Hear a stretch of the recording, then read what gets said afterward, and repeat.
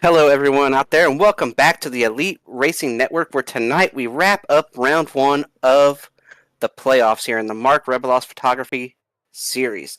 Tonight's race is the ABC, not ABC, the AB Quality Auto Glass.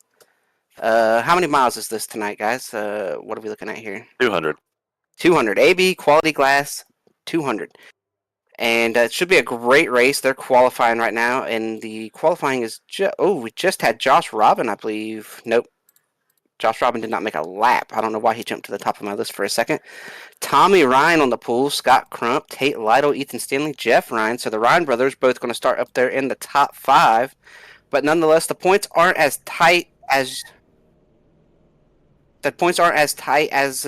we would like them to be. You know, it's not some kind of barn burner. I think a lot of guys are looking at this as a must-win, as Ethan Stanley, Matthew Weeks are already locked into the next round. But Jake and Dave, what are you guys looking to see tonight? It looks like a little cloud cover. We're starting this race a little bit later in the day, so I don't think the track temp's going to get too hot. Not that it matters too much out here at Talladega. Yeah, it's going to be interesting. We've got a playoff cut race. Everybody's going to be racing with points in the back of their mind, and more importantly, one of these guys that's in the playoffs just wants to try and win this race to lock themselves into the next round. Yeah, you never know what to expect here. I would think maybe one of the guys in yellow are probably going to win tonight. Yeah, it should be a fun race. You know, last season in this playoff race, you know, a playoff guy didn't win the race. It was Frank Fody winning his first Rebilas Photography Series race, getting the job done. I know he's pretty confident going into tonight. He feels like he's gotten better all around as a driver since then, but he picked up on this plate stuff real quick, so we'll see what happens tonight. A lot of guys looking to win, looking to get some points here. I am going to say this will be the tamest start to a super speedway race of the year, if I had to guess. I don't think these guys are going to want to take too many chances at the start who are in the playoffs. But that being said, some of the guys outside the playoffs might be pretty aggressive. Chad Frankenfield might say, I'll take 2 red spoilers 3 wide and force them to make a decision. You know, Frank might be a little bit more aggressive, but I don't think so. That's not really Frank's style, is to be aggressive. But as they work their way down the backstretch, who is your pick to win over there, Jake? And then after Jake, it'll be up to you, Dave. Who are you picking after Jake? Let's see. I'm going to go ahead and take somebody who's not had as solid of a playoff and whatnot as some of these other guys. I'm going to take Scott Crump tonight. I'm going down the list. I'll take a Leighton Norgard.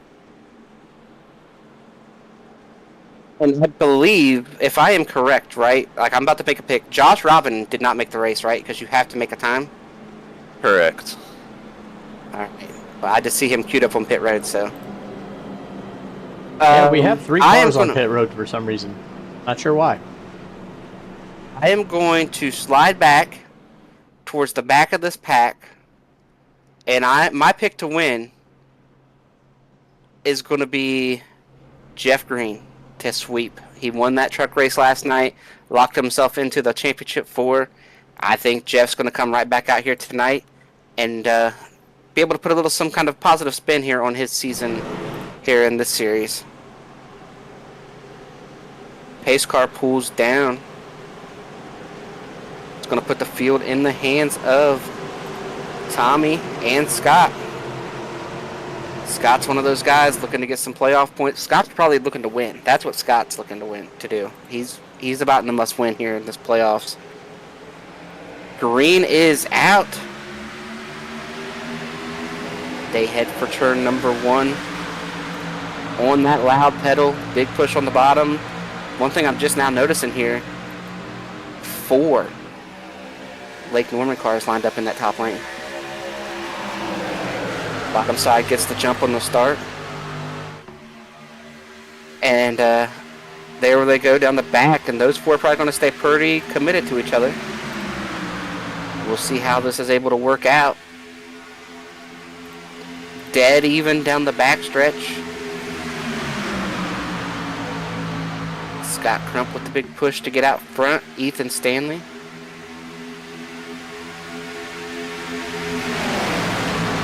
Big push there by everybody.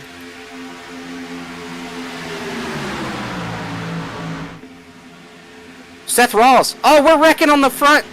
Oh, big wreck. Frank Fode's not going to double down. It does not appear. The 05 is in that wreck down there. I see Seth Rawls was the first car I seen sideways. A playoff driver is Seth Rawls. The 07 pulls away. Here we go, taking a look, just shoving way far back here. Seth gets into the back, and then he starts sliding. And that's the first car, so I wonder if they wrecked behind him, checking up for him. RC's got a big shot. Oh, Seth does go up and hit the wall. There's the 12 of Leighton Norgard. The 06, the 15 of Chad Frankenfield's going to get a piece of this.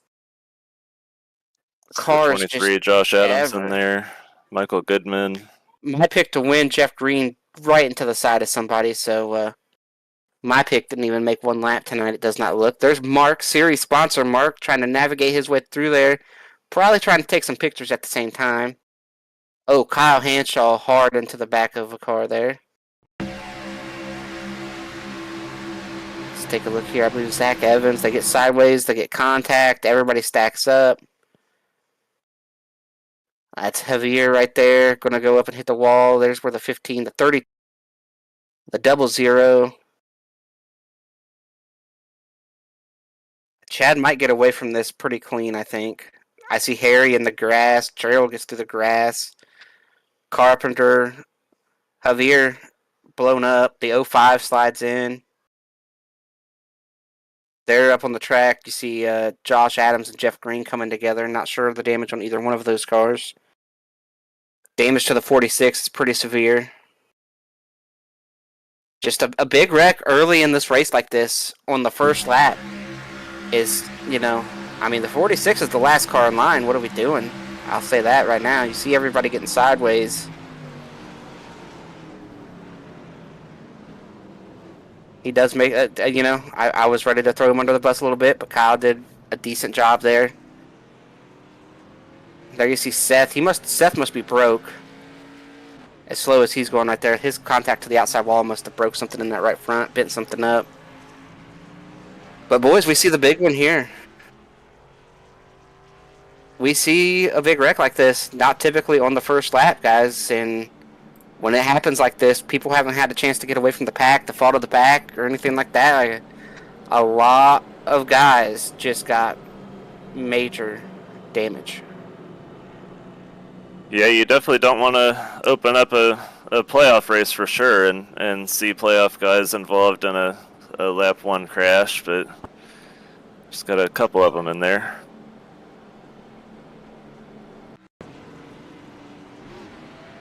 Yeah, I saw Seth. Who was our other playoff guy involved? Leighton Norgard. Maybe just barely got in it, but seems like he's going to get away okay. Hey, I'm looking at Seth, at Seth here. That thing he knocked the toe out of that thing pretty severe. Here's a Leighton. A Leighton gets through okay. I think that's alright. But Seth is broke. That toe is severely broke on the Seth Rawls machine. And I believe Seth has taken fault for the wreck there. Just an unfortunate way to start a playoff event here. And an unfortunate way for a lot of guys who wanted to win. You know, we talked about Frank there a little bit in the pre-race. And he's done. There you see Michael Goodman involved in the accident. A lot of guys involved in this accident.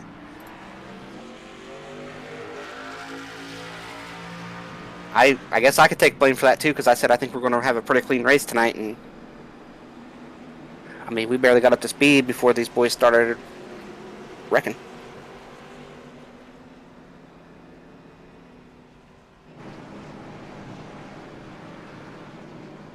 Nonetheless, we are getting 1 to go. Those 4 Lake Norman cars still lined up. But while those 4 lined up, it was a bad wreck for the rest of the team, as Dylan is his car blew up when he hit the wall. Frank's got a ton of damage. We'll have to see if he can even keep up in the draft. So they lost a couple bullets in their gun tonight, and We'll have to see what these other four can do. Talladega, anything can happen.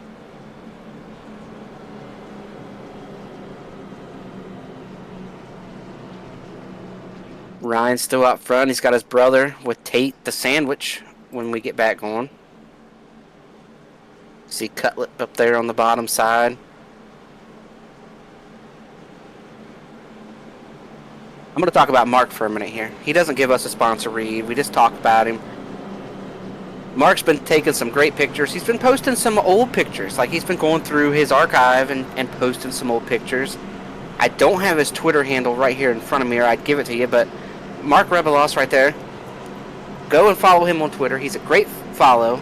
He is hilarious as far as some of his tweets that he says and some of the things that he says in these lobbies and whatnot. So he's a great guy, great partner to the league, and takes a lot of great pictures of not just racing, but any kind of sporting event, weather, anything. He's got pictures of it. And he's a heck of a guy over there. Fun guy to talk to. As the pace car is off, it's going to put the hands in the field in the hands of Ryan here, Tommy Ryan. Green comes out. We will see if they can make it back to the start-finish line this time before they wreck a bunch of race cars. Yeah, you wanna see just a little bit of patience here. You just had one that cleared out half the pack, and you just kind of want to see these guys, especially all the guys with the red banners, kind of just take it easy and at least get to the stage and start racing after that. And you look there at the back of the field, all those guys that were lined up on the inside of the line of inside there was way longer than the outside line. That's all the guys who were coming off the pit road as they took one to go. And you have to line up at the end of the longest line because you were on pit road so long and so late. As they come off of turn 4, they approach the scene where they wrecked the first lap. It looks like they're a little bit more spaced out here. Taking care of each other just a little bit more, and the 66 will lead that lap by about half a car length over Scott Crump and that whole Lake Norman train up there on the top side. I did a B-Fixed race here earlier on the service, and I can't say that I'm too shocked about that lap 1 crash. In my experience, it didn't seem like the bump drafting was as straightforward as it usually would be in this Xfinity car. You kind of take a shot and kind of get a little squirrely, and it's just a little bit harder to handle than usual, I guess, and that might have been the case. And we got a third lane foreman here. Johnny Thomas is going to try to pull out in front of it. There comes Joe Francis. You got the 30. You got Josh Adams. Josh Labonte was involved in that wreck, and he's trying to move forward on that top lane. And now I'm hearing these guys on the inside talk about being hot and not being able to push. And as soon as they have to start checking up, those guys on the outside are really going to start making some headway. Let's see if these Lake Norman guys pull out in front of that line, or if they choose to stay in the center. Yeah, I think erring on the side of caution. I would probably try and stay just in line in that second lane. Maybe even if Scott gets clear, get down and run him in front of Tommy and just try and control both the top and, well, now the middle line as JT's there with Joe Francis. Yeah, I almost wonder if I was Justin Wadsworth, I'd pull out in front of that line, you know, because I feel like that's the safer spot. Because now look at him, they're 3 deep and he's in row 4. I mean, 3 times 4, my quick math says we're outside the top 10. I think you'd have been better off getting up in front of that top lane. As Johnny Thomas now pulling that freight train on the very top. Big push here on the outside lane down the back. Yeah, and he's going to be able to get some good pushes from Joe Francis for about a lap and a half before Joe starts getting hot. And so Scott gets down. Scott gets down to the bottom. If I'm Johnny, I try and take one big shot here from Joe Francis, and I take the middle lane. Now what we're going to see here, oh, Tommy's going to try to pull to the middle, make it 4. It's back to 3. Nowhere for Tate Lytle to go except pushing that 90. That really shuffled the lane. Whatever happened there, that just got all the Lake Norman cars from the same lane. Yeah, I believe Tommy tried to come up and go to the top, and Scott tried to throw a little bit of a block and jumble it up the front of the running order here. And Tate's going to move to the middle.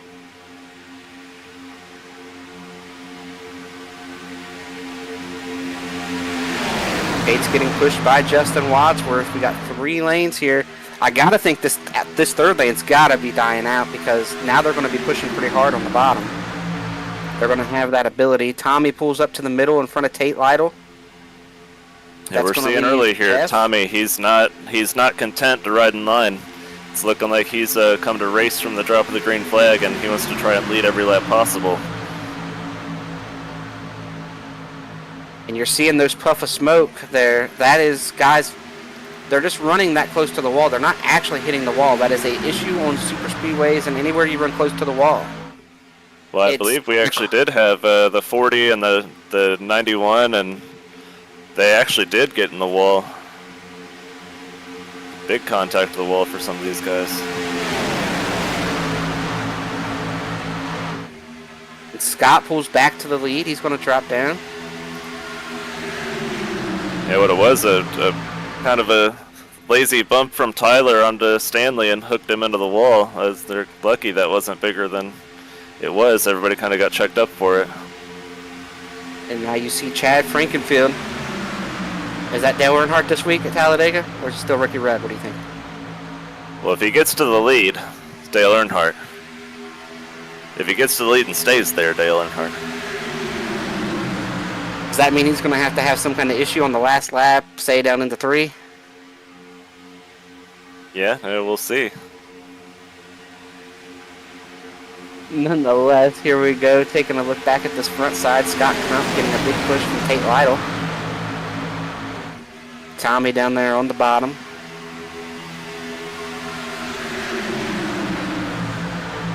Chad getting a big push on the very top.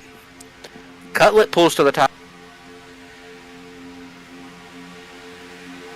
John Cutlet going to try to get up here and take this lead. And now you got the Ryan brothers, too, lined up on the inside lane.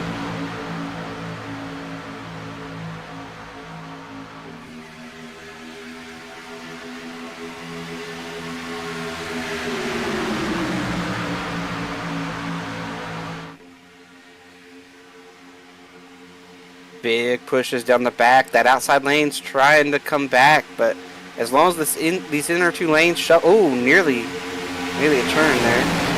As long as these inside 2 lanes shuffle around a little bit and they get different pushers, it's going to be really hard for that third lane to make any kind of real progress.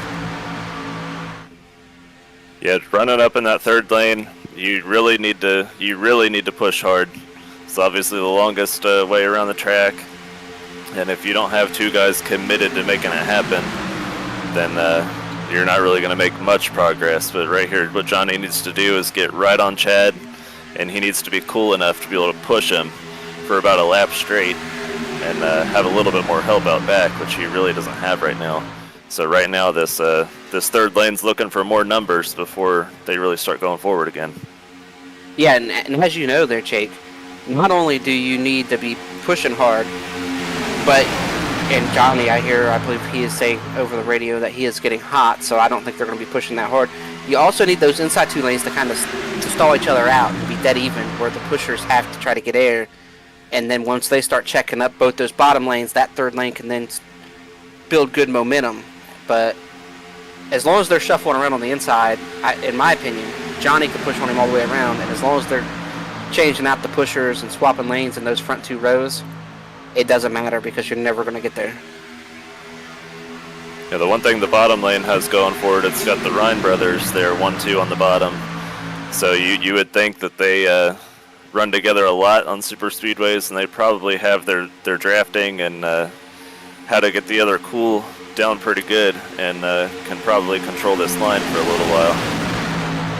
Yeah, and I think you know a thing or two about working with a brother out here. I mean, back before Josh got washed, you know, he was able to run up at the front with us and do some things with us at these drafting tracks, and you two work together pretty well. But yeah, he's we're used to seeing him wrecked how he was in that lap 1 pileup, and see him back there at the back end of the pack trying to rebound from that. We saw he doesn't really have much damage, so hopefully he is able to get back towards the front. And I do see we have an interview waiting in the waiting room. We got Seth Rawls here, championship driver who is out of this race. We'll bring him up and talk to him while we're racing here in the green. If anything happens, we'll break in and cut him off. But Seth, I see you waiting down here for us to talk to you. You know, give us a quick minute there about what happened and what this did to your playoff chances here tonight at Talladega. Yeah, I mean, this overall bad performance for the season. Tonight, you know, obviously I had to be winning in. Really, I was just trying to ride around, and I was just going to try to front run and just go for it, but I wasn't even trying to cause anything crazy. And then all of a sudden they picked up, and it was too late for me, and I got shot up to the right. I really don't think it was like anything I could have done different. I mean, I could have been a little slower, but you know, you can tell it. Check out there and see over the wings. That's a bummer. I feel like the past couple of Talladega playoff races I've been in the playoffs, I've wrecked from lap 1, so not sure what bad juju I got here, but I really wanted to shout out to the whole 50 Sport team. This has not been the season that we wanted in Grand National. Really trying to start some good closure going, but yeah, tough night. Yeah, tough night, and you know, kind of a tough playoff altogether, right? You were out here probably looking for a win tonight, so how do you regroup from this and maybe try to salvage the season by getting a victory somewhere in these playoffs, and also looking ahead to next season? How do you guys start off a little better? And you know, we talk about Josh Labonte out here. I mean, he has been a non-factor all season, so how does the team overall, you know, get better moving into next season? I think this is taking it, you know, it's a whole new season, which is going to be huge. I think just big new breath, I think, will be huge. I know Josh has that one. Even me getting the blast is barely, you know, that's something I guess to be proud about, but really just a disappointing season overall. But, you know, hopefully, you know, a couple races to go, so we can still win, and if not, build for next year. And I'm really excited for the team next year.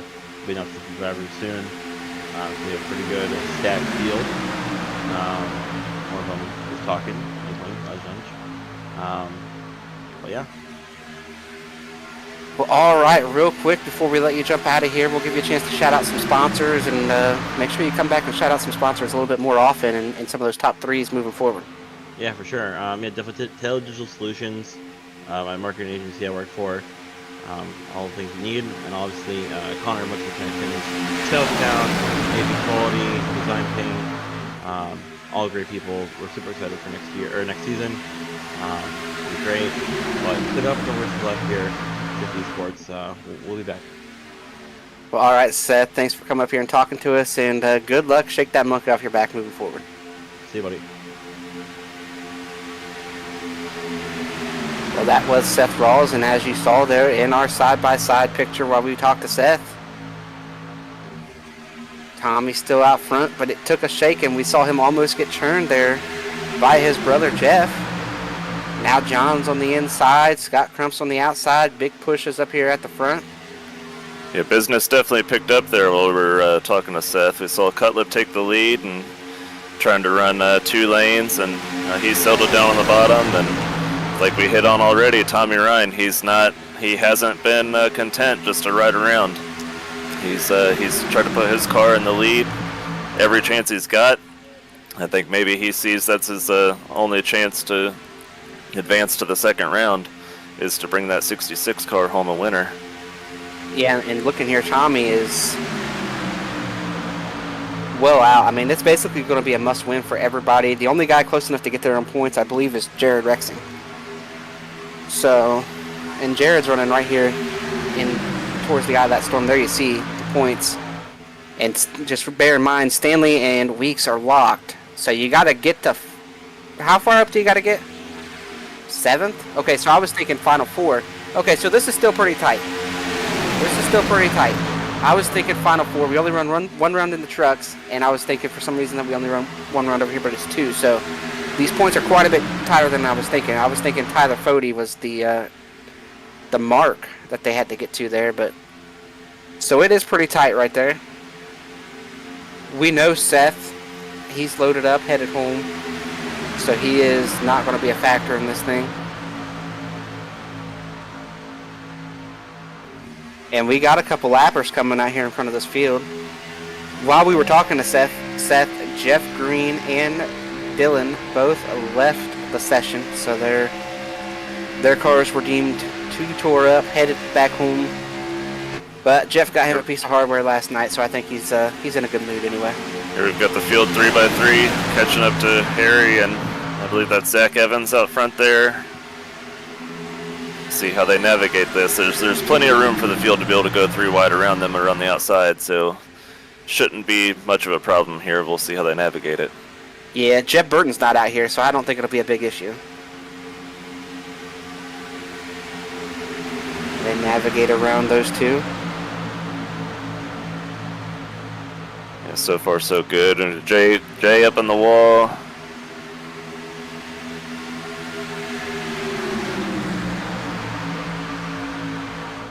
And John Cutlip's getting the push out front.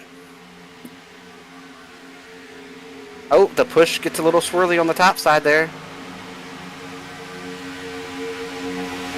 And Chad and Johnny Thomas up there, they just will not quit that outside lane. They are trying to make that third lane pull forward. Right now, they're on the back end of it. You know, we're backing up a little bit right now. And a couple things that are aiding that is the swapping happened on the bottom 2 lines. They kind of shuffled.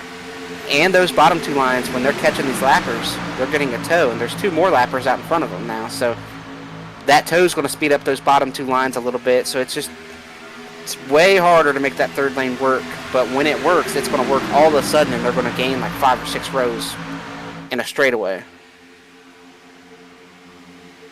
Yeah, and right there, that they still need more cars up there to really make the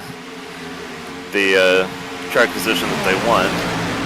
We've got 7 laps to go until the stage.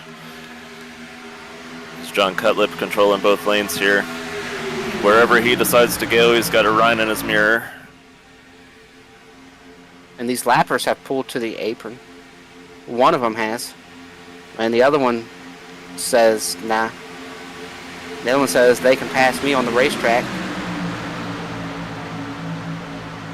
And here we go. We're going to do it Dave again. Carpenter, they're coming up on here. Forcing the pack to go 3 wider on the outside. Ooh, it's a little bit of a squeeze. Now he pulls to the apron. A little bit late. Right there was a little bit of lifting I think they had to do to get all situated, and that has brought that top lane just about even. As I say that, they start to drop off again. They weren't formed up. But they did a great job navigating those. Oh, JP Phillips. And that creates a stack up on the inside. The whole front of this field just stacked around. I don't know if we're going to survive turn 1 down here. Oh, and the 60. Oh, and we're wrecking down here. Weeks is involved. Oh, big wreck. Gerald Campbell. There's Mark down there. It started with Jay.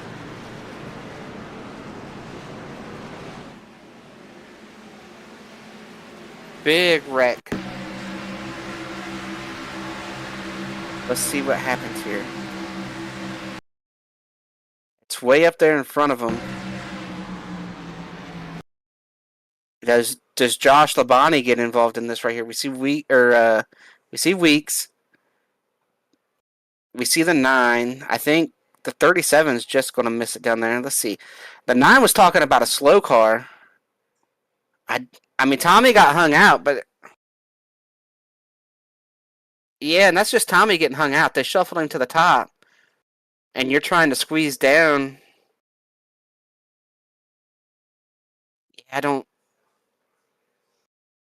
You're down far enough. You're top of 3 still. You can't go all the way down there. Just, I mean, I think Matthew was giving him the room to be 4 wide passing that 66, but I mean, the 11's still there. You can't just turn all the way down to the middle lane. You got to give a little bit of room. Joe Francis, his playoff hopes. I mean, they almost took a dive. The 37 just misses. Gerald Campbell's going to get in here with Mark a little bit. And there's more reckon to the top of these guys. I believe the 23, he's going to get through. The 51's going to sneak through.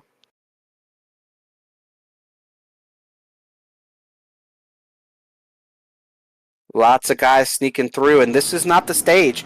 Now you have a decision to make. If you stay out, you can win the stage. If you pit, you might give up a shot at the stage. How important are stage points to some of these guys? We are about to find out. Scott Crump's going to try to win the stage. He's going to keep watch. Lake Norman staying out as a unit. They have decided they're going to do this together. We're going to win this stage. We're going to do what we can. But what we're going to do right here is we are going to take our first commercial break, and we will be back after the break to see the end of stage number 1. 3 years of sellout crowds, 3 years of edge-of-your-seat action, 3 years of jaw-dropping finishes. Worldwide Technology Raceway has rocked the world of NASCAR, and now NASCAR is giving us another reason to celebrate. The 2025 NASCAR Cup Series Championship Playoffs are coming. Sunday, September 7th, 2025. Just when you thought the racing couldn't get any more intense, now every single lap matters. One wrong move could be the difference between elimination and being crowned the king. The Enjoy Illinois 300, the Confluence Music Festival, the NASCAR Cup Series Playoffs, and for the first time in 15 years, the NASCAR Xfinity Series on Saturday, September 6th. Don't be on the outside looking in. See history being made in your own backyard. Go to www.raceway.com for the hottest ticket of the year. Racing isn't easy, but experiencing it is. iRacing puts you in the driver's seat with the industry's leading sim racing game. Drive on laser scan replicas of the greatest racing circuits from around the world. Go head-to-head against other drivers chosen by skill-based matchmaking to ensure competitive racing at every level. Compete across all your favorite series. In officially licensed cars, engineered to deliver the most accurate driving experience possible.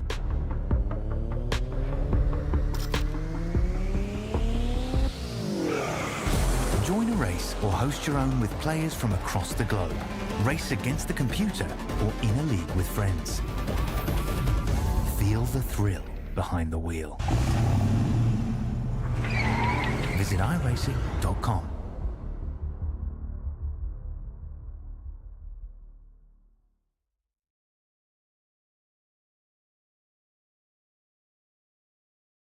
Since 2010, race fans have had one burning question. When will the Xfinity Series return to Worldwide Technology Raceway? You asked, NASCAR delivered. On Saturday, September 6, 2025, the magic is back. The track that launched the legendary careers of Harvick, Busch, Keselowski, Edwards, and Earnhardt Jr. is now ready to write that next chapter. We're going to introduce you to a new crop of future champions and Hall of Famers. And in the process, we'll create more of the greatest moments in racing history. NASCAR Weekend 2025, the NASCAR Cup Series Championship Playoffs, the Confluence Music Festival, and now 250 miles of the NASCAR Xfinity Series. 2 incredible races, 1 challenging track, a 3-day party of epic proportions. Go to www.raceway.com and lock in your weekend racing and camping packages for as little as $20 down. And welcome back to Talladega, where, like we talked about going to break, the 4 Lake Norman cars have stayed out and decided that they're going to try to win the stage. Now, in order to do this, you got to win the stage, right, Jake? You can't afford to get shuffled and not win the stage. They're in control of both rows with the front 2 cars. Yeah, it's like we talked about during the break there. They've got Scott leading the bottom, Justin leading the top, and then their pushers right behind them. I would imagine their plan is to probably just try and stay lockstep exactly like this for 2 laps and and get one of those two cars the stage win. Yeah, and it's going to be fun to watch, and it's going to be fun that, this is going to be something to keep an eye on the rest of this race, is the strategy call here and how that's going to play out throughout the whole race. It's nice to see some different strategies, especially this far off. We're a long ways off, but it is a green-white checkered on the stage. The field is in the hands of Scott Crump in the 90 machine. And like I said, it's important to win the stage. You cannot afford to not finish first and second in the stage if you're the 90 and the 6. Green flag is out. They are pretty well connected on the top, pretty well connected on the bottom. It takes a little bit longer than a lap and a half, 2 laps, to be able to get the third lane working. Who's going to be the first car to try and make that work? If I had any guesses myself, it'd be the 66. But does he have anybody with him that's going to try and go with him? One thing I'm being cognizant of, if I'm these guys here on the front 4, is I'm not getting shuffled to the very top. Looking to the middle of Jesse. Yeah, I'm protecting the middle. I am protecting the middle. That's going to hurt Jesse. That's a red spoiler there. That's losing some ground. And there it is. Look at that. They opened it up. I think the 6 has got to cover. You've got to cover that. Ethan is the one guy that can get hung out here. He's locked in. 1 to go in the stage. That's something that you've got to be cognizant of. You cannot open up the middle. You cannot open up the middle. We saw the 10 do it, and then they washed out and opened up the middle. Same thing right here. The 6 has just got to cover the middle.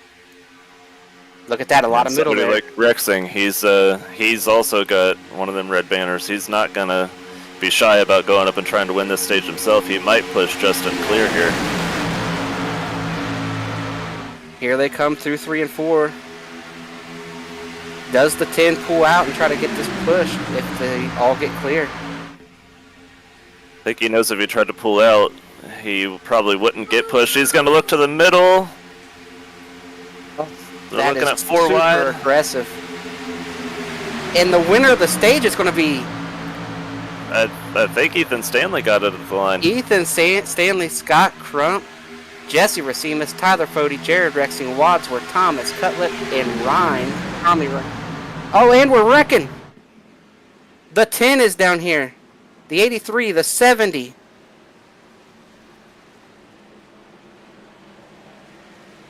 We saw how aggressive Jared was being. The 24 is down here somewhere.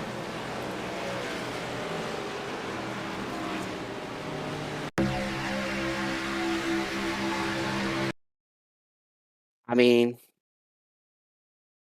can we back that up a little bit further? Just a hair. I'd like to see what happened there for the 70 to try to squeeze down.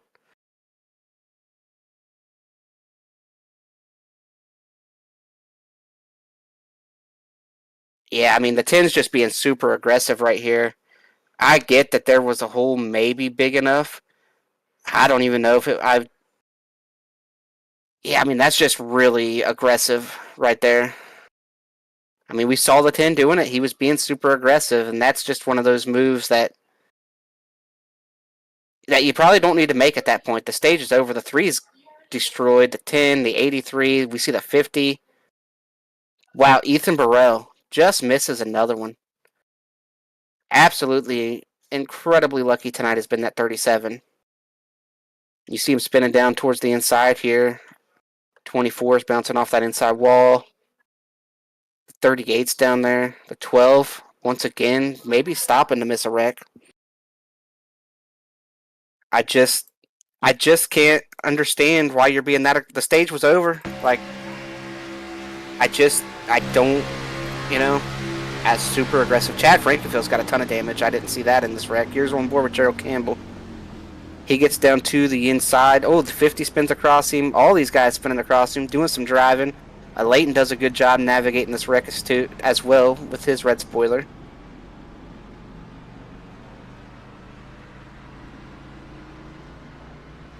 And like I mentioned, Chad Frankenfield's down here with no hood. So he got a big piece of that. Justin Wadsworth got a little bit of that. We're going to see all of Lake Norman here pitting, I would have to guess. Yeah.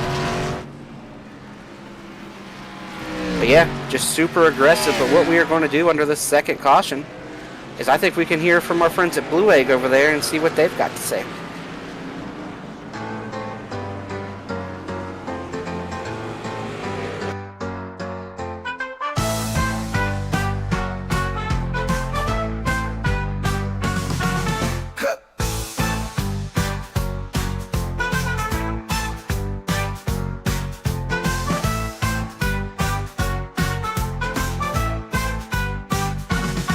To win the Blue Egg, you're always in the pole position, leading your brand toward victory lane. Don't spin your wheels, accelerate success with Blue Egg, fueling small businesses to win big.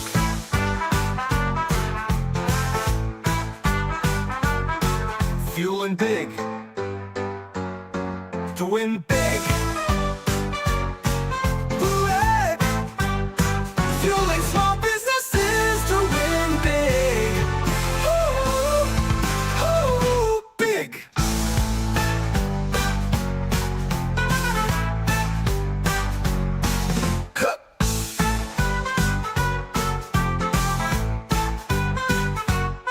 To win big, you're always in the pole position, leading your brand toward victory lane. Don't spin your wheels, accelerate success with Blue Egg, fueling small businesses to win big. And welcome back to Talladega. We have Brent Jones out front here, it looks like. Let's see. Brent Jones is out here as the leader. Second to him, is it going to be John Cutlip? We got some people pitting there from between them. Tate Lytle. Now, I believe they all chose to pit. Everybody chose to pit except for Brent, I believe. Yeah, so Brent pitted on lap 26. So if this thing runs green, Brent is going to have to pit sooner than everybody else. Brent's probably out here trying to make some friends. And pitting right here, I got to tell you guys, fuel is close. Like, we're talking within a lap and a half or two. So Brent could be in really big trouble if these guys can save the lap or two of fuel that they need, which at Talladega is a place you could save some fuel. Especially back in the pack. And I think looking here at the picture, if you look at the back of this field, look at everybody that's still not out here. Look at everybody that just came and topped off. That's it. That's it right there. Everybody else is like Ethan Stanley's coming off of pit road. All these guys just came and topped off. Half the field, more than half the field, just came and topped off. That is a big story here that we're going to have to pay attention to if this thing were to run green. Ethan Stanley on back. That's 14th on back. Have chose to top off the fuel cell here. And I think they're going to make it. I really believe that these guys are going to have the fuel to make it. What do you think, Jake? Yeah, it's seeming that way. We've got I think they should have enough fuel to make it for sure. I mean, it's going to be close, right? They're still within they still need to save about a lap. But especially those guys that topped off, if you just kind of run back there half throttle for 5 laps, you'll save the fuel. I see one guy down here. We'll try to we'll go through this restart the first couple laps, and if Zach is still there, we will talk to Zach Evans here in just a couple minutes. But we want to get through this restart real quick first. They come down the front stretch. Field still trying to get caught up here. Green is out with 42 laps to go. Brent Jones out front.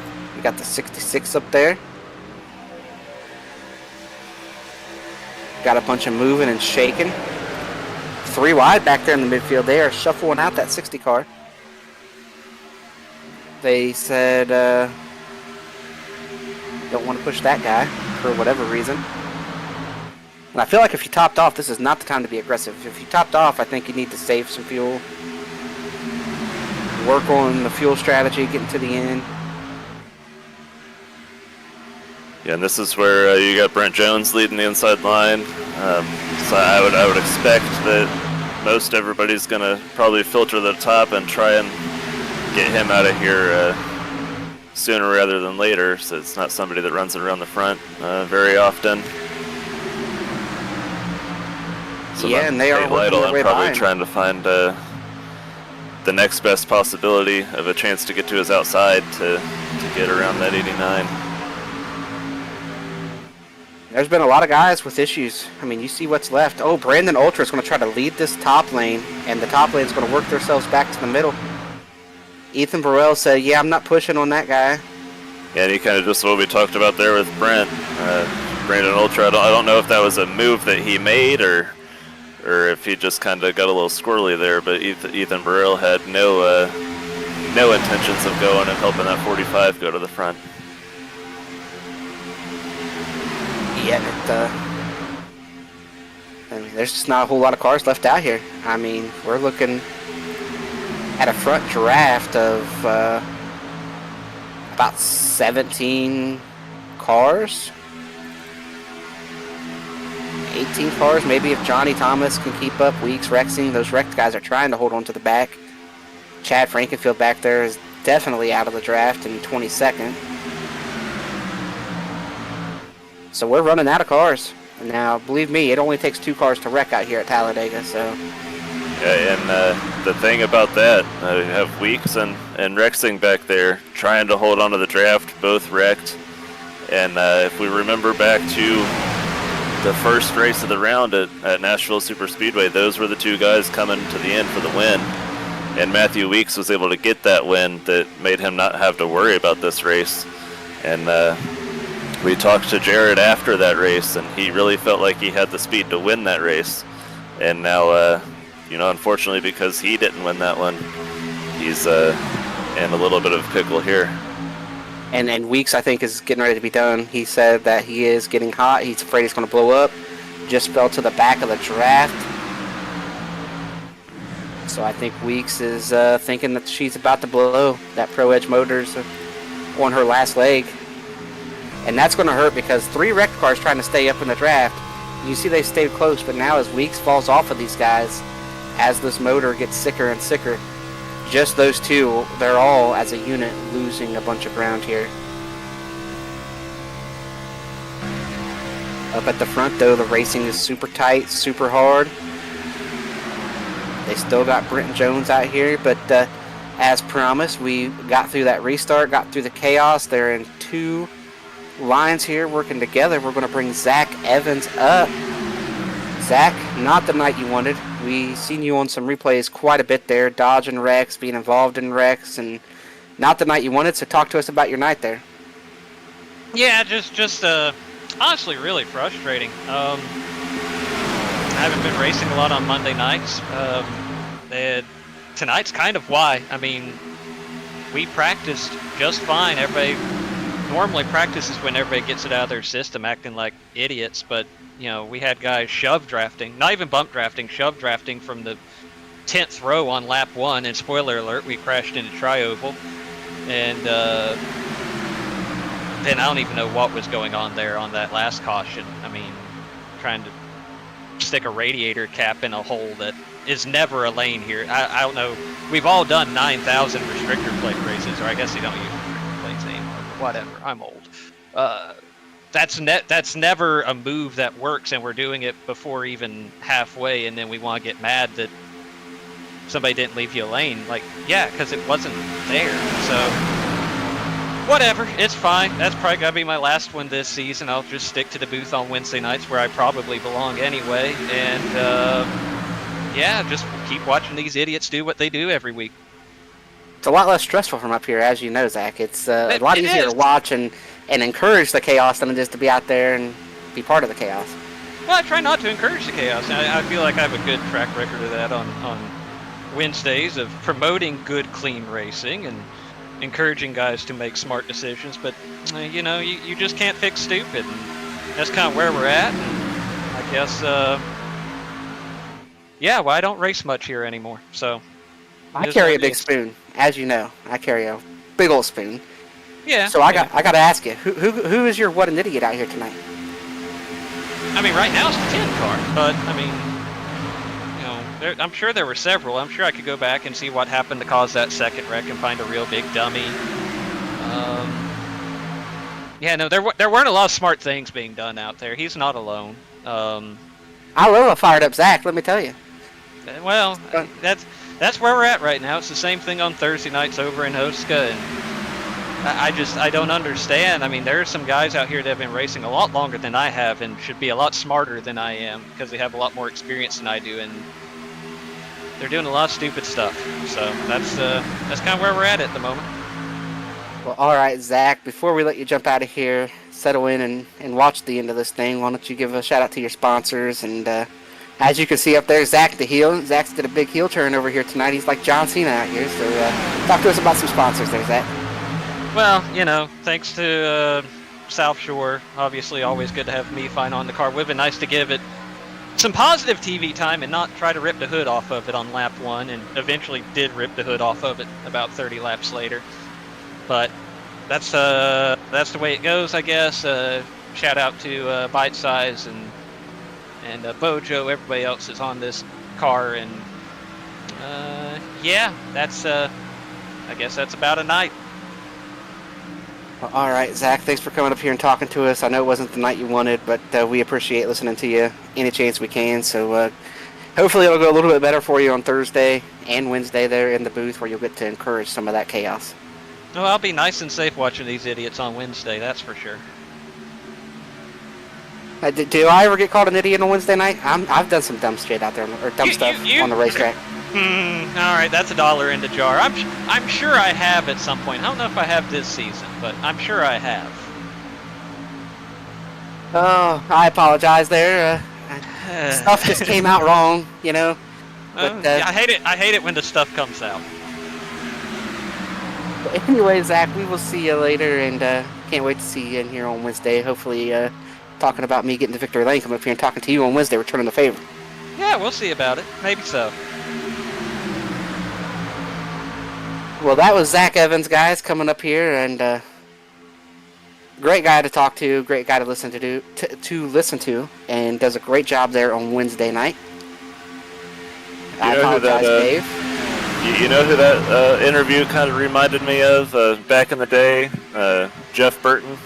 They always called him like the mayor of the garage area and whatnot. You know, when Jeff Burton speaks, you listen. When Zach Evans speaks, I feel like these guys should start listening sometimes.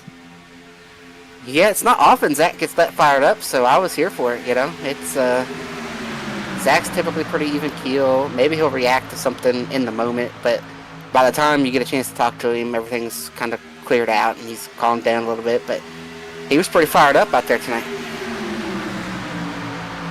Yeah, I mean, it just, like he said, doesn't really race a whole lot of these very much anymore. But that just shows how important racing is and to a lot of these guys. So you're just out here to have fun, and your night gets ruined like that, and you're still upset about it. And when you really have nothing to race for anyway, and that just shows how much a lot of us have invested into this. And, you know, we take our time to do it, and when your time gets cut short, you know, Zach Evans happens. Well, we do have a story to talk about, and it is out here on the racetrack. I want you to take a look at these lap times and how far they have fallen off. I noticed that those crash cars caught back up a little bit, and then Rexing fell off again, but their fastest laps of this race were in the low 50s, like 50.3, 50.4, and right now we are running a second slower than that. And that tells me, well, I won't take all the steam here. What does that tell you, Jake, that we're over a second slower than our fastest lap times of the race? Yeah, it seems like they're saving fuel. Yep, everybody out here is saving fuel right now. It's about how hard you want to run. I mean, Ethan Burrell, look at the big gap there, trying to save some fuel. I tell you, I think these guys have recognized the situation. And when they decide it's time to go, they will pick those lap times right back up. I mean, we're down to 51.8s here, and that's in the middle to back of the pack. So I wouldn't want to be leading these lanes. I do know that. I know enough to know that I would not want to be leading one of these lanes right now. Yeah, we heard Tyler come over the driver chat and said, "Hey, we're pretty much just like real life right now." So it's pretty much confirmed right by one of the drivers out there that is what's going on. As you see Ethan Burrell in the inside line falling back even more. Yeah, and it's man. This is I have had the opportunity. I did not like when we had to do this in the Daytona 500 at the start of the Cup season. This situation presented itself, and you had to do it. And it's so frustrating to have to run with so much throttle and save the fuel. And so it just, I don't know. But as these guys get into the window, we will see them start pushing it. And I'm hearing some guys say that they can make it and that they're getting on the other side. Now, they're going to try to buy themselves some insurance, right? They're not going to try to get right to the number and then go because it will burn off. So you're going to get yourself like a lap or so of insurance. But I feel like as soon as you get over a lap to the good, it's time to let her eat.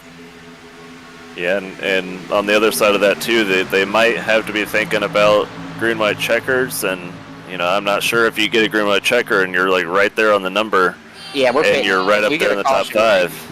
You're definitely wanting to pit, but some of these guys saying they look might at be this. able to make Look it. who it is, pulling out of the back of the line, pushing hard, opened it up. Gerald Campbell, Joe Francis. The first two guys, and I believe they both topped off. So those two guys have said, you know what? We're in the window. We are good to go. Yeah, and we'll just see just how slow the pack is going here. If Gerald and Joe have decided that it's time to go here, they could probably go and take this lead pretty easy.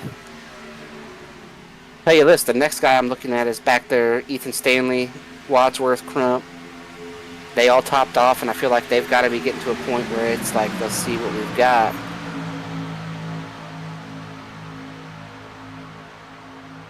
The further and further you run back in the pack, the less and less throttle you got to use, and you're kind of just being pulled along by the pack up at front there. And so you're definitely saving a lot more fuel, like if you're back there like the 91 is. You see them all getting back lined up. So some of these guys have hopped up and decided that they want to move through this pack a little bit. And it's just kind of hopping. You don't want to wait too late to go. If you wait until too late to go when you're plenty good, everybody's going to be going. And then you're just going to be stuck, right? So you want to go earlier than everybody else. You want to do a better job than everybody else the first 5 to 7 laps. That way you can go 2 or 3 laps earlier and force those other guys who are still trying to save, who didn't do as good a job as you, force them to have to run out of fuel because they're going to be closer to the edge than you are. Yeah, that shows just how much slower these guys are going. Robert Hill just about went up and took the lead on the outside by himself. So that's definitely something to look at whenever the first guy decides, hey, I can make it. How much ground are you going to make up all at once and try and go up there and lead the race while everybody else is still trying to slow down? Yeah, and Robert's one of the guys not out here for points. He's out here chasing trophies, and in doing so, he can be a little bit aggressive. Josh Adams backing up there. He's realizing he's got to save the fuel too, but now he's basically leading a line, and he's burning the fuel for a lot of these guys here. Yeah, it's going to be real interesting. I mean, we're talking about some of these guys are getting way out here. I mean, they're getting way far out here. I don't know if I'd want to be letting these guys get that far away from me. And now we're getting into lap traffic.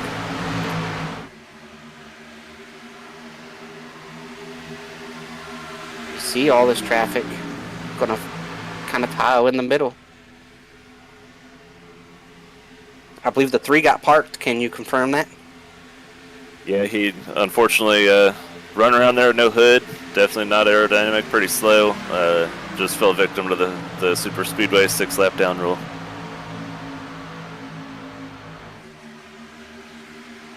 Yeah, it'll be interesting to see how that goes. See how this shakes out. See As Robert to- Hill getting shuffled out there. Well, he took the lead, and then they kind of shuffled him. You know, they said, "All right, buddy, you're done."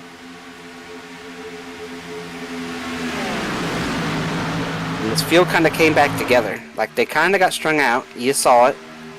And there was probably some concern when you were talking about 3 seconds over 10th place. Oh, Robert, listening to our broadcast, is claiming he shuffled himself. He said he doesn't want to take any points away from these guys. He wants to ride to the back, I guess. That's what he's saying, right?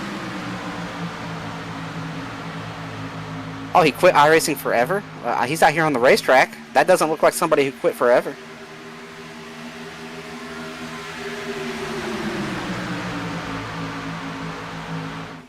$3 million?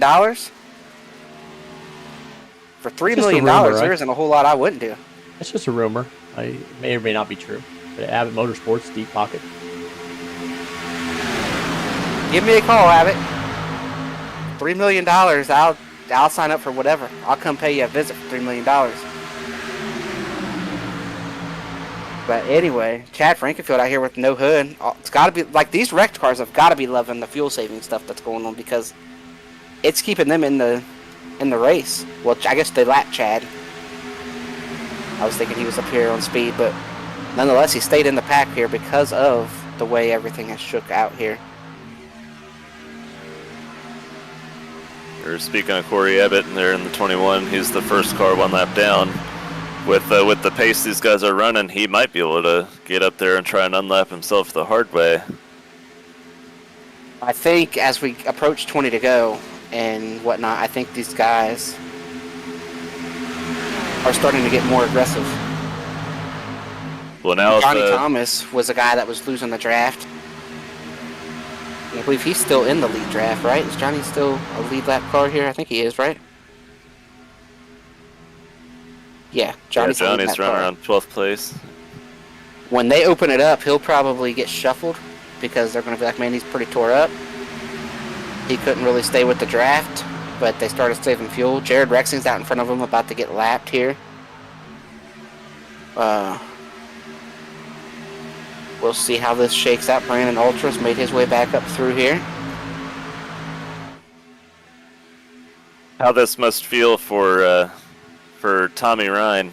If he doesn't have the fuel, he's pretty much being forced to lead this race, and he's definitely using all the fuel for the entire pack. Everybody else is kind of able to ride off of what he's doing, but even if he is laying off, he's still using that much more fuel than everybody else, just out there leading the pack with no draft in front of him. Yeah, and one thing here about it is, if you're the leader, and we've saw him be pushed away from the field a couple times, I just don't see that. I don't think he's going to make it. I think choosing to be out here, choosing to keep the lead at all cost, without a caution, I just don't see how this is going to work out for the 66. Well, we talked about Gerald Campbell, one of the cars that came down and topped off. Has he decided it's time to go as he's coming around the outside? He's making the pass on Tommy. Now what Tommy's probably hoping is that Gerald gets clear and will pull him along.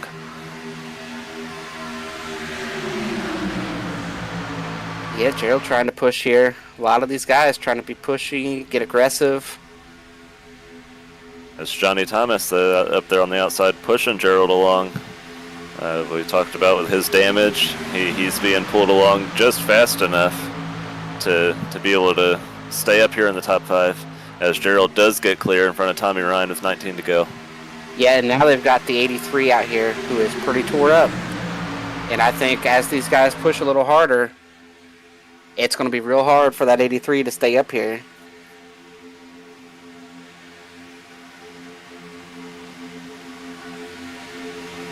They head down here for turn 3, and it's so hard right now. because you don't want to lead. This is the scenario where it's like, man, leading the race is not necessarily good for you. You want to be somewhere in that 5th to 10th range, saving the fuel. Yeah, if this tells me anything, I feel like Gerald's probably convinced himself that he's good if he's willing to go and take the lead. As Johnny Thomas clears down in front of him. If Gerald's not good, then that's good for him right there. So maybe he was just trying to get some track position. Yeah, it'll be interesting to see what happens. Chad's made his way back up here with a wrecked race car. And I mean, when these guys decide to go, it's going to be really hard, and hopefully they all understand that this pack is mixed up with lappers and guys with a lot of damage and guys who've had a lot of issues tonight. Well, look at this right here, 3rd in the outside line. We talked about Ethan Stanley running around dead last, and he has decided that he probably has the fuel, and he's going to the front. He's unfortunately got that wounded 15 car ahead of him, so he's probably not going very far with Chad. But he does have his teammate out there behind him.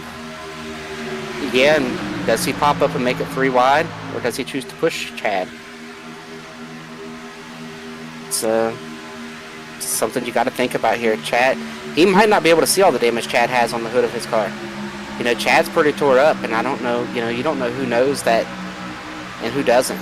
Yeah, obviously Chad right now as a lead car in line is not something you want to push on. Yeah, it's probably pretty safe to say that maybe Ethan doesn't know, but he probably definitely has somebody telling him. That's for sure. He's just he needs the help to get out around him. We already saw him come to the lead, or close to the lead, that quick from dead last. So you would kind of think if he goes to the top to dispatch Chad that he would be able to get there pretty quick, knowing that he's got a teammate behind him. Yeah, it's one of those situations that you kind of gotta wait and see. You gotta wait and watch how it plays out. It will be interesting. Scott Crump has pulled out of this inside lane thinking he's probably good to go. I mean, we've got 15 and a half laps to go. We're about to see everybody's cards get laid out on this table. And we're about to see how this situation arises. Chad goes to the bottom. He pulls out of that top lane. They come to 15 to go here. Well, I think right now Chad's probably pretty content just to ride right there. He's the first car lap down for quite a while there. It's a few rows back to Corey Abbott, so I think Chad, he's probably just looking for a caution to get some more damage fixed. It's probably not a whole lot of damage fixing that's going to get him back competitive, but hey, I mean, you never know. As soon as they give you that hood back and straighten out the nose a little bit, you can get some speed back pretty quick.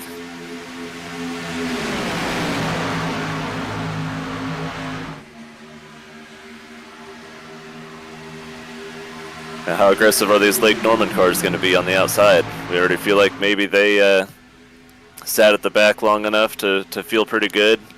Now Ethan Stanley's leading the line. Is he willing to go up and take the lead? Yeah, I don't know what their logic is right here. One scenario that I could see is Ethan saved really hard, and I think he's probably pretty close. Like, it's going to be right there at the end. Well, who's behind him? Right? That's a teammate, right? Right in there behind him? Yep. Now, the second car in line is going to save a little bit more fuel than the first car, and that second car in line being a teammate.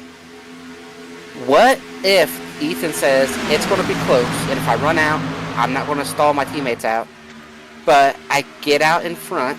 Oh, here comes Dave. Look, here comes, yep, he definitely decided it's go time for him, as he's going to go and pass this entire field by himself.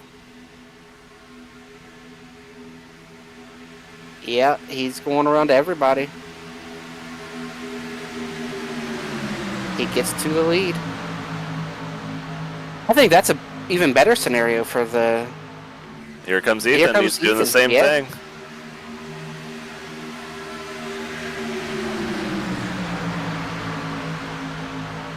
And now Tate Lytle, he feels like he's got the fuel to make it, and he's going to try and pick up the pace and make the field chase him.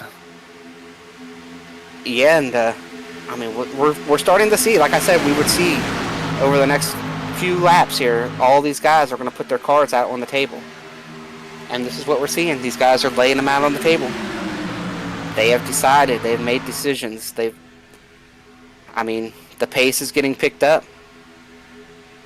The 66 is staying in line on the bottom, but everybody else has already been saving fuel. The 66 has just now decided to save some fuel. Might it have been too long? Might he have waited too long to save this fuel? Yes, we've definitely seen Tommy be the most aggressive leader, for sure.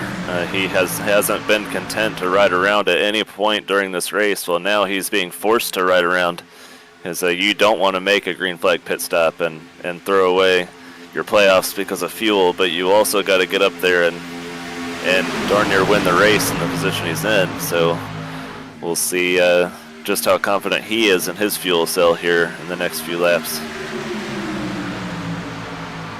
Yeah, and it's going to be interesting. These guys moving to the top have decided that fuel is no longer an issue for them,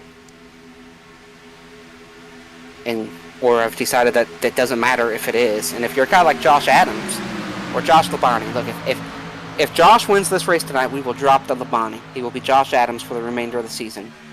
But if I'm a guy like Josh, you're not in the playoffs. You're not racing for nothing. If the fuel is right on the money, instead of saving the extra half a gallon or half a lap, send it and just try. I don't see the downside in that. I don't see the downside in, you either win or you run out of gas. But I mean, it is a little bit different because when Scott and take the lead. It is a little bit different because in real life you don't know, right? You're just doing some calculations and you're like, based on what I'm thinking, based on my math here on the pit box, this is what I'm thinking. You're not really, like, on iRacing, when you're going to run a gas. Right? At 10 to go, have I saved enough? Do I need to save some more? And then you look again at 5 to go. Like, exactly when you're going to run out of gas on iRacing. There isn't some kind of... that we haven't seen storm up through the pack like we watched Tate and Ethan. Tyler Fode hasn't decided that it's go time yet. He's running right off the back end of this field. These front two lines are pushing pretty hard right now. Yeah, I've seen Scott crump sideways as the pushes from the 23.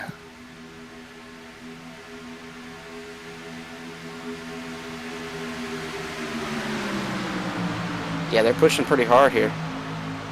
Yeah, I feel like Josh is thinking it's go time for him. Scott's still trying to save fuel, and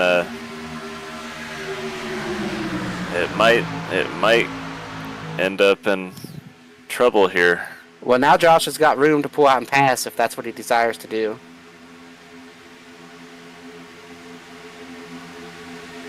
As they head down the backstretch, Josh does pull out. Oh, it didn't. Already Josh blows blew up.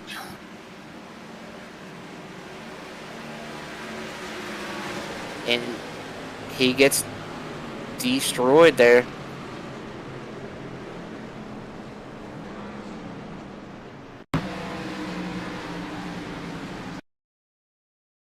Big crash down there.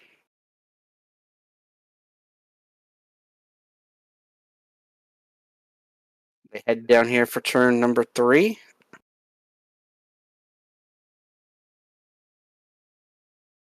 Oh, you see the flame shoot out the tailpipe as the motor blows. The 83 is going to get into him. Going to get a little bit of damage on the 91. But I think the 91's okay, but the 56, oh, Tate Lytle's the guy who pays the big price there.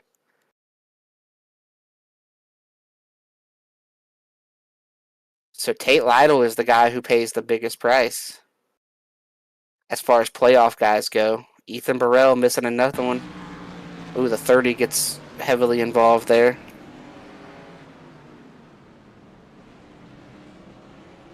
We saw how aggressive Josh was pushing that 90.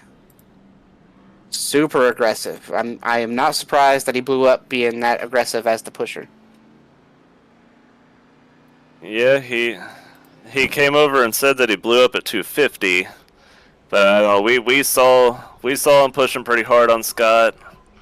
He did have 7 minutes or so damage, so I mean he was already probably hot to begin with. But definitely being tucked up on the 90 for a lap and a half didn't do him any favors. We got a mixed bag here. We got pitters, we got guys who have stayed out. But what we are going to do is we are going to get in one more commercial break here with 8 to go, coming to 7 to go, I believe. So stick with us. On the other side of the break, you will see the finish of this playoff cut race at Talladega. They walk among us, but at 240 miles per hour, they become something more. They're thrill seekers, risk takers, and maybe just a little bit unhinged.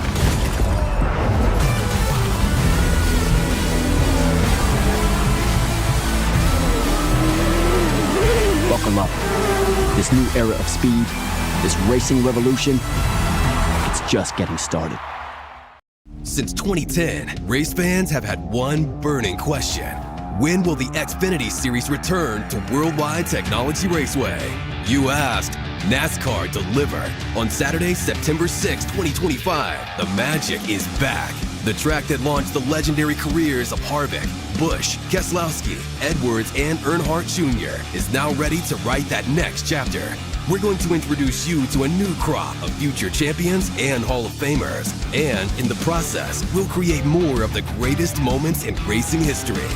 NASCAR Weekend 2025, the NASCAR Cup Series Championship Playoffs, the Confluence Music Festival, and now 250 miles of the NASCAR Xfinity Series. 2 incredible races, 1 challenging track, a 3-day party of epic proportions. Go to www.raceway.com and lock in your weekend racing and camping packages for as little as $20 down.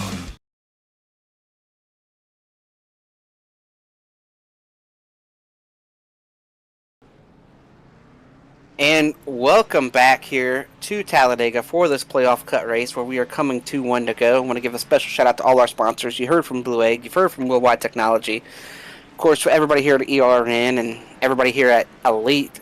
But tonight's race is the AB Quality Auto Glass 200, and AB Quality Auto Glass is locally owned and operated and provide a mobile auto glass repair and auto glass replacement service to Keithville, Gloucester, Flournoy, Bossier, Shreveport, Louisiana, and surrounding areas.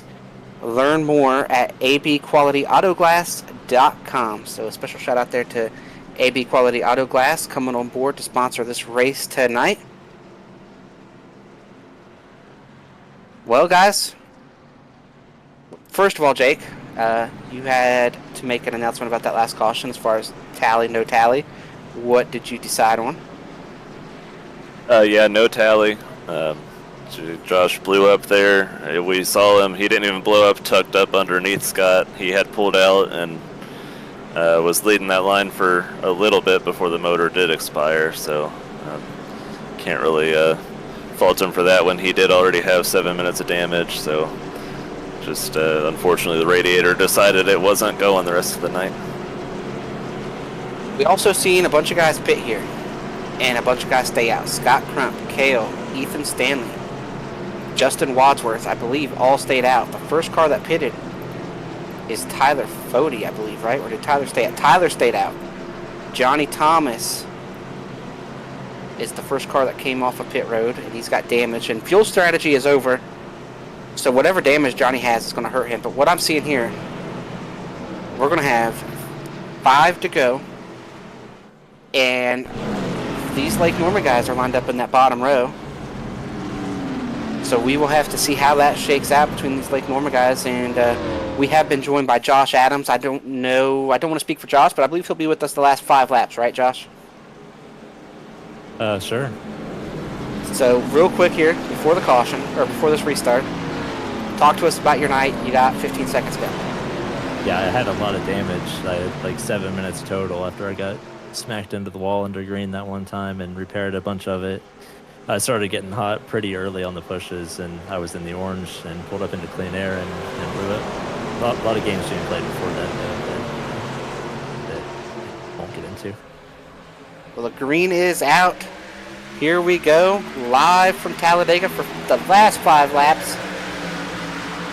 Got Lake Norman lined up on the bottom, the 60 on the top, 6, another Lake Norman car. Those 4 have been around all night tonight at the front, with the exception of the fuel strategy stuff that happened. Johnny Thomas trying to get down to the bottom. Going to try to clear himself, can't quite do it. They've shuffled the 60. Yeah, I don't know if that's damage on Kale there, or if he just wasn't confident leading that line, because he just left the middle lane open and just let Justin Wadsworth have it. You know, if he would have ran tucked down, he still would have probably possibly had a shot to win this race and play spoiler to these playoff guys here. Yeah, and one thing that I see right here in this outside lane that is going to hurt this 6 unless somebody pulls up in front of him. Here comes Fody to pull up in front of him. That's going to save the 6 because the 83 has a ton of damage and he is not going to be good enough to push or be pushed at the front of one of these lines. We saw him lose the draft until they started saving fuel earlier in the event. As they come by the stripe, take 4 to go. Cutlip trying to make a 3rd lane. He's trying to get a 3rd lane. And what they've done here is it's all Lake Norman on the bottom, it's all Lake Norman on the top. So it's going to force somebody to go and make that top line work to go and get around those cars. It's not going to be easy. And here comes the 66 with the 5. Do they jump up in front of him? I think if I'm Wadsworth, I take the jump. I don't think I get stuck in the middle. We saw him do that earlier and fall backwards. I think if I'm Wadsworth, I take the jump and pull back in front of the 40. Pull off a swap. Yeah, he's not going to pull up in front of him. He'll stay with the 40 because that's what the game is being played. They're going to win the 90 over 6 this race. Well, the 6 can't win from the second lane or second row. Here comes the 66 with the big push from the 5. Yeah, and what Tommy Ryan is saying is that even if there are any games being played, he's like, I'm going to come up here and spoil it. I'm going to turn the board over. I'm flipping it over on the floor, and I'm going to come and win this race. As he's even with those the middle lane and the bottom lane. Yeah, and I think the 66 is going to get clear. He doesn't have a pusher that's as hot. There's a lot of guys lined up there. That middle lane has got Johnny Thomas and his wounded machine there, and he just cannot keep up. So that middle lane is hindered big time at this point, and you got to think the 6 is getting hot. The 91's getting hot. I like where the 66 is. I like what the 5's doing right here. John Cutlip giving a big push. Well, we've seen the 66. We've seen Tommy lead most of this race before the fuel strategy and everything that came with that. And he had to get mired back in the pack, saving his fuel. Well, now he's good to go. And we're going to see for you. if he gets clear here.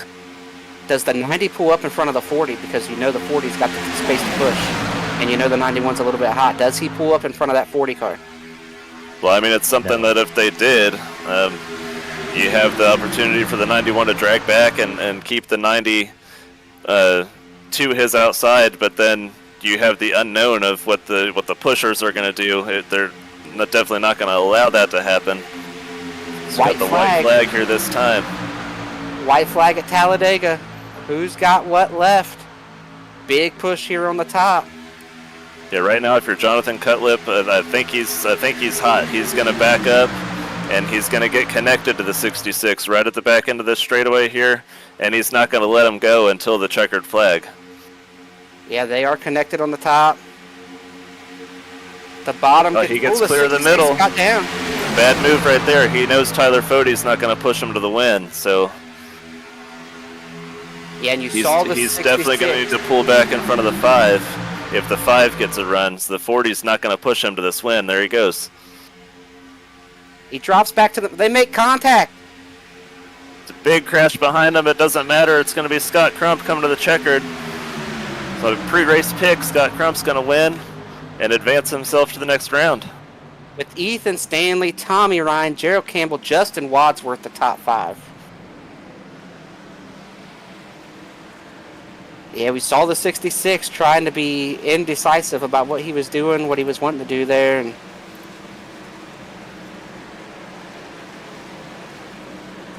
5, I think, got a bad push, got down into the 40, and then they got up there into the Abbott machine.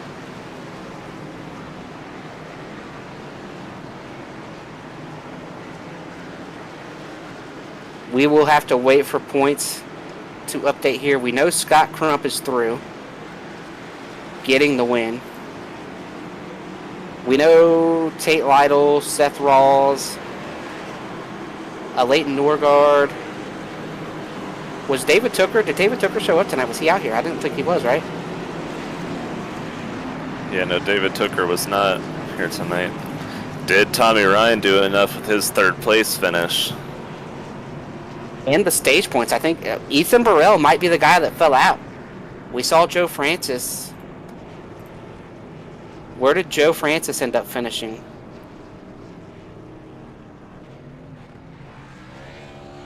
Well, Ethan Burrell got 6, so it all depends on what Joe did at the stage, but based on, unless he really did good in the stage, I don't remember. I don't think, it's all hearsay. You know, we'll get out of the business of speculation until we get it for sure here. But nonetheless, Scott is the winner. We're going to take a quick break here and get these guys lined up for an interview. So stick with us and we'll hear about Scott Crump, hear from Ethan Stanley, Scott Crump, and Tommy Ryan after this race here and after the event. We'll update the points when we come back. Since 2010, race fans have had one burning question. When will the Xfinity Series return to Worldwide Technology Raceway? You asked, NASCAR delivered. On Saturday, September 6, 2025, the magic is back. The track that launched the legendary careers of Harvick, Busch, Keselowski, Edwards, and Earnhardt Jr. is now ready to write that next chapter. We're going to introduce you to a new crop of future champions and Hall of Famers. And in the process, we'll create more of the greatest moments in racing history. NASCAR Weekend 2025, the NASCAR Cup Series Championship Playoffs, the Confluence Music Festival, and now 250 miles of the NASCAR Xfinity Series. 2 incredible races, 1 challenging track, a 3-day party of epic proportions. Go to www.raceway.com and lock in your weekend racing and camping packages for as little as $20 down. They walk among us, but at 240 miles per hour, they become something more. They're thrill seekers, risk takers, and maybe just a little bit unhinged.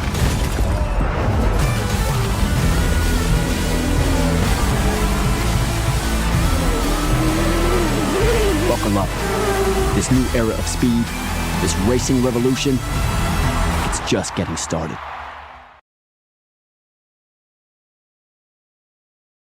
Three years of sellout crowds, 3 years of edge-of-your-seat action, 3 years of jaw-dropping finishes. Worldwide Technology Raceway has rocked the world of NASCAR, and now NASCAR is giving us another reason to celebrate. The 2025 NASCAR Cup Series Championship Playoffs are coming. Sunday, September 7th, 2025. Just when you thought the racing couldn't get any more intense, now every single lap matters. One wrong move could be the difference between elimination and being crowned the king. The Enjoy Illinois 300, the Confluence Music Festival, the NASCAR Cup Series Playoffs, and for the first time in 15 years, the NASCAR Xfinity Series on Saturday, September 6th. Don't be on the outside looking in. See history being made in your own backyard. Go to www.raceway.com for the hottest ticket of the year. Welcome back to Talladega, where I think Jake is standing down there on pit road with the guy who ran up at the front all night long, and we're just waiting to see how these points are tallied. Tommy Ryan standing down there with Jacob Adams. Yeah, I've got Tommy. We saw you lead a lot of this race, and you didn't seem content to ride behind anybody. You wanted to lead just about every lap, it seemed like. Was that your strategy going in? Yeah, I've always had this theory that when they wreck, it's easier to miss, a few cars than a whole bunch of them. So I try to not to go too far out of the top 10. But yeah, just wanted to lead as much as I could and stay out of trouble. I was going to be short on gas there at the end, so I'm glad that last yellow came out, because I was pretty much doomed. I was at least a lap short. But yeah, that was the goal, just to try to get as many stage points as I could and come out here with a good finish, which ended up happening. Sure, I wanted to win, but I'll take a third at Dega, man, any day. Yeah, you talked about the fuel saving. We saw you get mired in the back end of the pack there, and that's not where we were used to seeing you. Got bailed out by that caution, like you said. And then there towards the end, those last couple laps, how difficult is that to go up and try and win that race when you know you've got 3 or 4 teammates right there that are doing everything they can to make sure one of their cars wins? And you know if you make the move down to the middle lane in front of the 40, you're probably not getting pushed to the win. How difficult is that? Yeah, I mean, you're a sitting duck. And like I said, I was just trying to maximize everything I could do and, get them disorganized, whatever could come out of it. And I working the lanes the best I could without junking anybody else behind me. And I really thought once I got another shove from Jonathan off the top, when I moved up and kind of blocked his run, I didn't know if they were still organized as well as they were coming off forward, and got down there, and it was just I didn't have any help. So I was lucky to get a podium there. But hey, like I said, with the circumstances that I was dealing with, it was a win for me. All right, my last question for you. I race with Josh a lot on here myself, my brother Josh Adams. How fun is it to be out there working with Jeff out there? You guys work together a lot tonight. Oh yeah, we obviously we race together a lot, and it's always fun because you got blood out there, and JP's just as close, so he's another teammate of ours, so we can, collaborate a lot, and fuel strategies and pit strategies and all that kind of stuff to try to get ourselves in position to try to win these things. It's really tough, but it's a lot of fun, man. It's a lot of competition out here and very, very good drivers, so it's a blast. Yeah, it's always that extra added level of competition when you've got blood out there. But anyways, we got that out of the way. You go ahead and get your shout-outs out of the way. We're still waiting to see how the points are going to shake out. Hopefully this finishing position here is enough to get you moved on. So just go ahead and your shout-outs and whatnot. Yeah, thanks Northern Towing Equipment and series sponsor Rebilas, and thanks Chad putting everything together. The points are going to be the points. I think I was 9 to the good coming in, and then I got at least 2 stage points in a third place here. I should be okay, I think, but we'll see what happens. I got bad news, Tommy, on the points. Oh no! I think you're going to be out. Well, we gave it our best effort we could, so it is what it is. But I'll still show up and try to steal some wins. Well, that was Tommy Ryan, our third place finisher here this evening at Talladega. Appreciate it, guys. And I believe you're standing down there now with Ethan Stanley there, Jake. Yep, I've got second place finisher Ethan Stanley. Ethan, you won last week, so you knew you came in here to Talladega with absolutely zero pressure other than helping your teammates. And go ahead and take us through your night and what ultimately got you to second place. Yeah, I felt like it was pretty straightforward. Just got that stage win. It was super close between me and Crump there. Just got the run. And then it was big fuel save from there. Everybody was super close on fuel. I think it was about a lap and a half to the good until we got that caution near the end. And then, just went for the strategy call to stay out. We had just enough fuel that we could probably make like one green, white checkered. Luckily, no caution. So was able to keep hooked up with Scott and keep the car from blowing up. And pretty good run, P2. All right, we talked about with the win last week. You were already locked into the next round. So, what's your outlook for the next round and the rest of the playoffs going forward? Looking forward to the next round. Rockingham should be pretty fun. Not sure what the other races are. I got to look at the schedule. But I'm feeling pretty good. I got a good points margin. Scored a lot of points tonight. Got the stage win, and got the playoff point with that. So I don't know where I am right now, but I think I should be in a pretty good spot going forward. Yep, Rockingham, Kentucky, and Michigan. So how about those other two? I like all three of those a lot. Well, all right. We'll look forward to seeing you there in the next round. And who helps get you to the track every week? Yeah, as always, big shout out to Blue Egg Marketing. Wouldn't get done without them. Big shout out to the guys at Lake Norman. We had a pretty fantastic night. All of us in the top 10, or Fody's 11th, but all of us up there.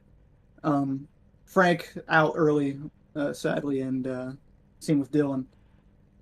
But yeah, big thanks to you guys up in the booth. Always love watching these races back.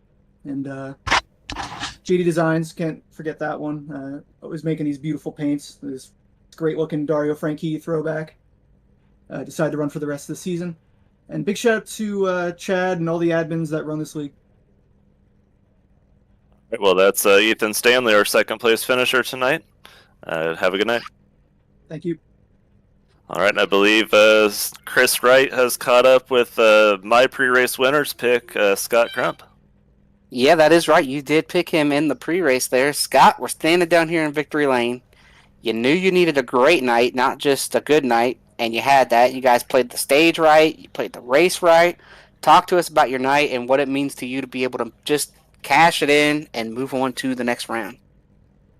I mean, for me, normally stuff usually doesn't go as planned, but tonight everything went as planned and everything worked out. So, yeah, I mean, this is freaking awesome. Can't believe I finally won a super speedway in Elite. So I think this is my first one other than I race in super speedway. I don't know if I can count that one, but yeah. Well, talk to us about the night, like the strategy call. Take me back to that strategy call at the stage. Well, stage, we probably had about 18 more laps of fuel left. And I knew if I stayed out, we can probably either win or get second. Got second. Definitely made us about even put us like right even on the cut line with that and bonus for a lap lead. So yeah, that was the plan there. And then got a caution. Everybody came in to top off because it was just short on fuel. So everybody came in, topped off. We fell back to about 10th, and fuel saved there to the end. Yeah, and you got fuel saved there at the end. You did a great job sitting back there, saving that fuel, working it through. And the season has been, you've had some struggles. Typically, you're a guy at the short tracks and just hasn't had that play out there at some of those shorter tracks like Richmond, like Bristol, and some of those other places. So what does it mean to you to kind of get that monkey off your back? And now you look ahead, and, I mean, Scott, you're a great driver. Wouldn't be a surprise to see you go 2 in a row. Yeah, what's your outlook now?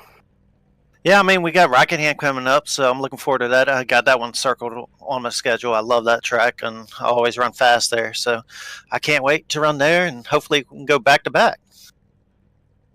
Well, and before we let you jump out of here, talk to us about who helps get it done for you week in, week out. I'll get a shout out to my sponsors, Stay Tuned Sports Podcast on the Hood and Blue Egg Marketing. I'll get a shout out to my team, Lake Norman. They definitely stuck with me tonight, and we're making sure I was going to make it there to the end. So, yeah, big thanks to Stanley pushing me and Fody talking us through it, and Justin up there pushing as well. So probably couldn't have done it without them tonight. So, yeah, get a shout out to my grandfather watching, and the rest of my family is watching, and get a shout out to y'all in the booth and Chad putting on the league. So, yeah, hopefully we can build this momentum, get a couple more wins, and hopefully get a championship. That'd be sweet. All right, Scott, congrats on the win. We'll let you jump out of here, celebrate with the team, prepare for the next round of the playoffs. Good luck out there. All right, thank you. Well, guys, I have been talking to Chad, and when I told Tommy he was out, I thought they were only taking 7, Tommy obviously being 8th. But it is 9, so that's going to put Tommy through. That's going to put the next round of Ethan Stanley, Tyler Fody, Jonathan Cutlip, Jared Rexing, Matthew Weeks, Justin Wadsworth, Scott Crump, Tommy Ryan, and Ethan Burrell will advance to the next round of the playoffs. We eliminate after tonight. Joe Francis did not make it. He was about 10 points out of that cut line. Tate Lytle, of course, we've seen him get wrecked there late tonight. Leighton Norgard, Seth Rawls, we talked to him after the first lap incident, and David Tooker, who was not able to make it tonight. Those are the cars and drivers that we eliminated tonight. So looking ahead here, and you just talked about those tracks coming up here for us. Who is your dark horse that you think will make this Final Four? And who do you think is a guy that's going to get eliminated the next round, Jake? Dark horse. I'm looking. We talked about him. You're trying to eliminate him pretty early. Tommy Ryan, to ride with him as the dark horse. As far as somebody getting eliminated, I'm not real sure on that. Hopefully, everybody just goes out there and has the 3 best races possible, and we don't have to put any bad juju on anybody. Yeah, and I apologize to Tommy for telling him he was out when he obviously is going to make it here with the 9. I thought it was 7, it was 9, so quite a few guys got through there that I did not expect. I thought, we were going to be talking about Ethan and Tommy being out because of Scott's win, but now we've got 9 guys going to go run for a championship. Matthew Weeks didn't have the night he wanted, but he had that in the bag, with the win that he got there a couple weeks ago. Same with Stanley, and Lake Norman played the strategy right. Obviously, Scott got the win, so it didn't matter about the points, but the stage ended up, if Scott wouldn't have won, that stage would have made a huge difference there. Getting 10 points at the stage put him up there high enough over Joe Francis. He only beat Joe by 12 points. So it ended up coming down to those stage points, and obviously the race result was with Scott Crump getting that win. But any final thoughts from you, Jake, before we head on to this next round? Yeah, my final thoughts not necessarily about just this race, but this first round of the playoffs, 3 races, 3 different winners. The season as a whole, I believe, 14 races, 13 different winners. So we've got another 3-race round, and if we continue on the pace that we're on, and we have 3 new winners, we're in for a heck of a race to finish out these playoffs, and don't know what's going to happen if we get 3 separate winners than we've had this season going already. And from you, Dave, any final thoughts over there? I know you were working the numbers, asking for Chad's input as well, and what did you think about what we've seen tonight and looking ahead there to that next round? Relatively subdued Talladega for what we have. Had a big wreck, but not a lot of action, super action when they were doing the fuel save. I would say probably going into the finals, I would say Tommy Ryan and Jared Rexing, probably without having the teammates that everybody else has, are probably the ones to fall out. And maybe Justin Wadsworth, if he's the 4th member of Lake Norman, to be possibly fall out. That's what I'm looking at. Well, there you heard it. Justin Wadsworth about to choke, about to get pushed aside. I'm just saying pecking order. I'm just going pecking order. So. But it was a great night at Talladega. We saw a big wreck early. We saw some strategy play out. Never did quite get that green flag stop. That is always so much fun to see. These guys just never can quite get there. Somebody always pulls the pin on that grenade. But it was a great night. I want to give a special shout out to everybody here at Elite Racing Network. Dave for keeping us all online. And I might have created a little bit more work for Dave earlier, so I apologize for that, Dave. And everybody at Blue Egg Marketing, Worldwide Technology, AB Quality Auto Glass. One more time, they are locally owned and operated down there in Louisiana. Mobile auto glass repair and auto glass replacement service anywhere down there in that Shreveport area. Learn about them at abqualityautoglass.com. Of course, Mark Rebilas, we saw him tonight. We saw a lot of him tonight missing those wrecks, doing a good job out there. I'm sure he's going to be taking a lot of pictures over the coming days, so make sure you go follow him on Twitter. Chad Frankenfield for everything he does here for the league. As we wrap up this first round, prepare for the next round where we're going to see a totally different style of racing than what we saw tonight. Can't wait to get there. Tune into Elite all week long here on the Elite Racing Network, where there's going to be an ARCA race tomorrow. There's going to be a Cup race on Wednesday right there in the thick of the playoffs. I don't think we have a race Thursday, right? We're preparing for the Indy 500 coming up. Am I correct for that, Dave? I believe Wednesday is what, or Thursday is practice, right? Thursday is Q. Qualifying day. Thursday's qualifying. Which the longer you talk, the less practice time I get. Well, everybody make sure they tune in to qualifying day. The last hour, right? It's going to be broadcasted. Isn't that how it works? Usually more than the last. It'll be the last hour of the first round, and then the entire bumping round and the entire Fast 6. So there you go. Make sure you tune into that on Thursday, and then you'll be back on next Sunday to watch us race at Bristol. You know what? Bristol. Yeah, there'll be a lot of cautions at Bristol for the trucks, and then a week from tonight we'll be back with you, same cast, same time. So make sure you tune into all that action all week long. We'll see you there. Thanks for tuning in tonight, and we will see you in 7 days.